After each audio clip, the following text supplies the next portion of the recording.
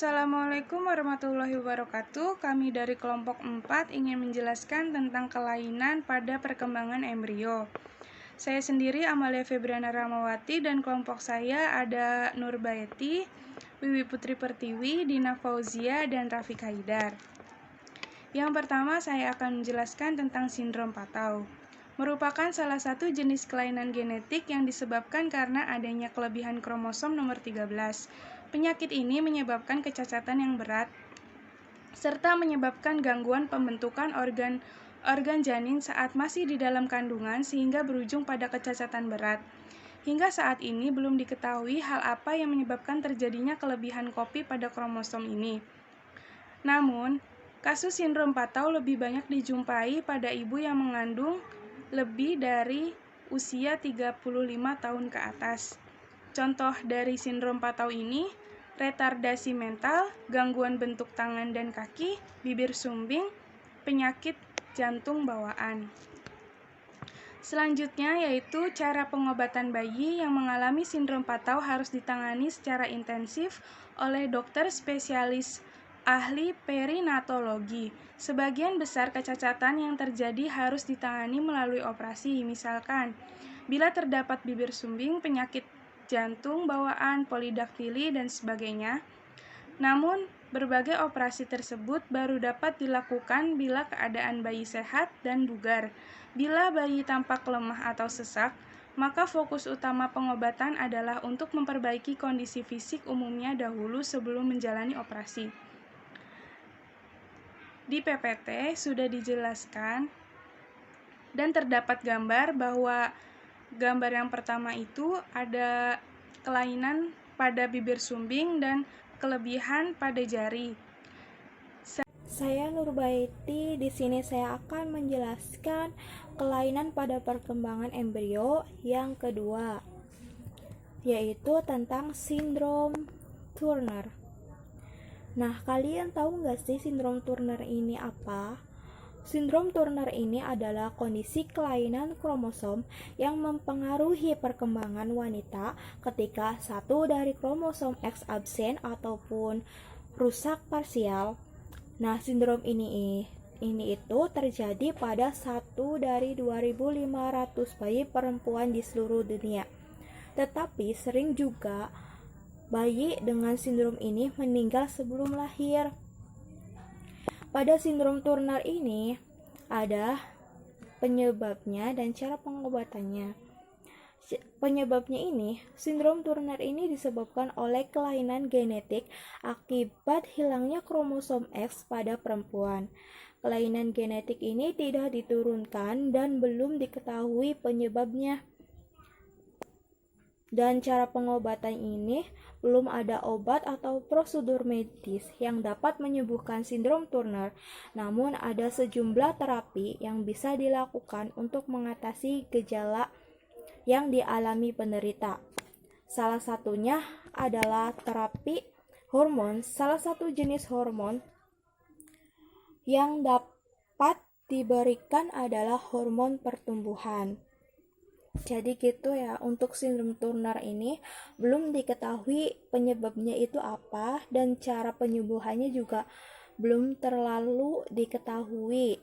Cuman ada terapi hormon yang disarankan untuk pengobatan sindrom Turner ini, yaitu dengan terapi hormon. Hormon yang diberikan adalah hormon pertumbuhan. Terima kasih. Selanjutnya yaitu ada sindrom Cotard. Sindrom Cotard merupakan suatu kondisi langka yang ditandai dengan adanya kepercayaan yang tidak tepat pada seseorang bahwa dirinya atau bagian tubuhnya itu telah meninggal atau tidak ada. Nah, gangguan ini umumnya terjadi pada kondisi depresi berat serta beberapa jenis psikotik lainnya. Nah, apa sih penyebab dari sindrom Cotard ini?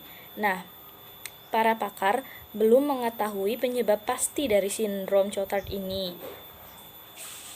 Namun, beberapa peneliti menunjukkan bahwa usia rata-rata yang mengalami sindrom Cotard ini yaitu 50 tahun Akan tetapi, kondisi ini juga terjadi pada anak-anak dan remaja yang berusia 25 tahun. Cara pengobatan dari sindrom Cotard ini berbagai macam. Karena sindrom Cotard ini umumnya terjadi bersamaan dengan kondisi lain, sehingga cara penanganannya juga bervariasi. Contohnya seperti mendatangi atau berkonsultasi dengan psikolog atau psikiater. Nah, hal tersebut dapat mengatasi kondisi yang dialaminya. Sekian. Sindrom Jacob merupakan kelainan genetik yang dimana disebabkan oleh kromosom XY. Biasanya diderita oleh bayi laki-laki. Nah, yang dimana kelebihan kromosom yang berjumlah 47, sedangkan pada normalnya yaitu 46 kromosom. Nah, kemudian apa penyebab dari sindrom Jacob ini? Yaitu kelebihan kromosom Y, sehingga kromosom yang dibentuk pada bayi tersebut yaitu XYY. Sindrom Jacob ini tidak dapat disembuhkan. Maka dari itu, penderita sindrom Jacob sering mengalami gangguan kognitif dan motorik, sehingga sering terjadi juga depresi, stres, ADHD. Maka sangat dianjurkan untuk konsultasi ke psikiater. Bismillahirrahmanirrahim. Perkenalkan, saya Rafiq Haidar dari Biologi E semester 5. Di video ini, saya akan melanjutkan penjelasan dari teman-teman kelompok 4, yaitu tentang sindrom anoptalmia. Anoptalmia merupakan kondisi cacat lahir saat bayi tidak memiliki mata, baik salah satunya maupun keduanya. Penyebab anoptalmia belum diketahui secara pasti. Namun sejauh ini, bayi yang mengalami sindrom anoptalmia karena faktor gen dan kromosom yang tidak normal. Nah, faktor-faktor yang dapat meningkatkan resiko bayi terlahir dengan kondisi cacat anoptalmia yaitu diantaranya ibu hamil di usia tua, misalnya di atas umur 40 tahun. Nah, kondisi ini dapat beresiko bayi terlahir cacat anoptalmia.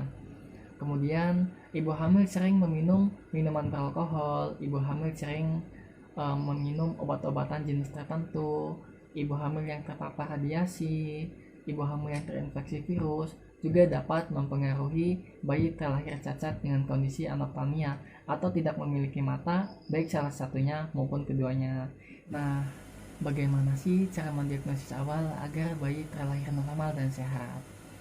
Pada masa kehamilan, sering-seringlah memeriksa kandungan ke dokter.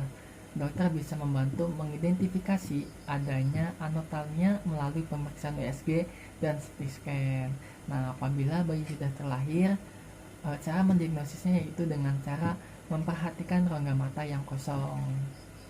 Apabila bayi terlahir dengan anoptalmia, dapat dilakukan pemasangan mata buatan ataupun dengan cara operasi atau pembedahan.